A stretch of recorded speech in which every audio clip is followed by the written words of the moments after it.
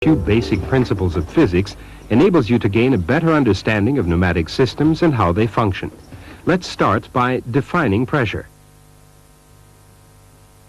Atmospheric pressure is present everywhere on Earth. It's generally regarded as being a constant at sea level of 100 kilopascal, abbreviated kPa.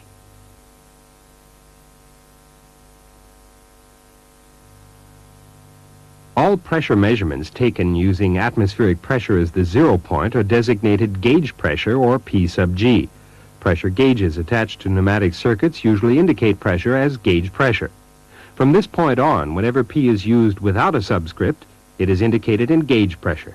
Absolute zero pressure is 100 kilopascal below gauge pressure. Any pressure below gauge pressure is called vacuum, or P sub V. Therefore, absolute pressure is the sum of vacuum and gauge pressure. Like all gases, air has no particular shape. It assumes the shape of the container. When air is compressed, it's storing energy. When the compressed air is released from the container, it can be used to perform work such as moving an object.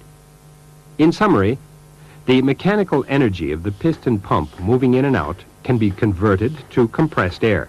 The energy can be stored in a container, in this case, the balloon. As needed, the energy can be converted back to mechanical energy, as demonstrated by the toy truck. Another example of the conversion of energy. In this case, the air pressure generated is applied directly to the cylinder. The force generated by the compressed air is then converted by the cylinder back to mechanical energy, lifting the load. Next, let's study the relationship between volume and pressure. The volume of this cylinder is 2 liters, and the pressure, as indicated on the gauge, is 100 kilopascal.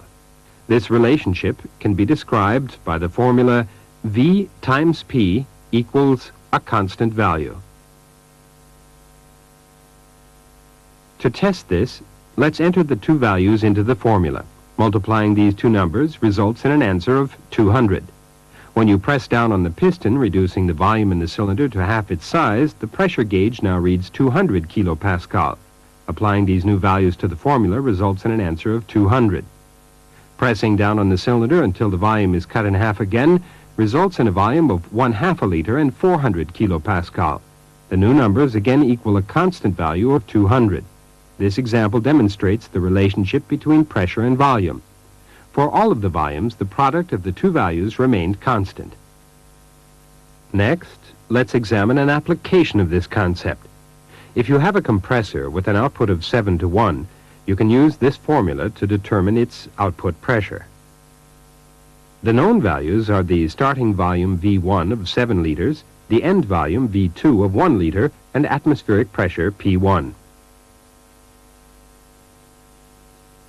To determine the output pressure P2, use the formula V1 times P1 equals V2 times P2. Enter the values and solve for P2.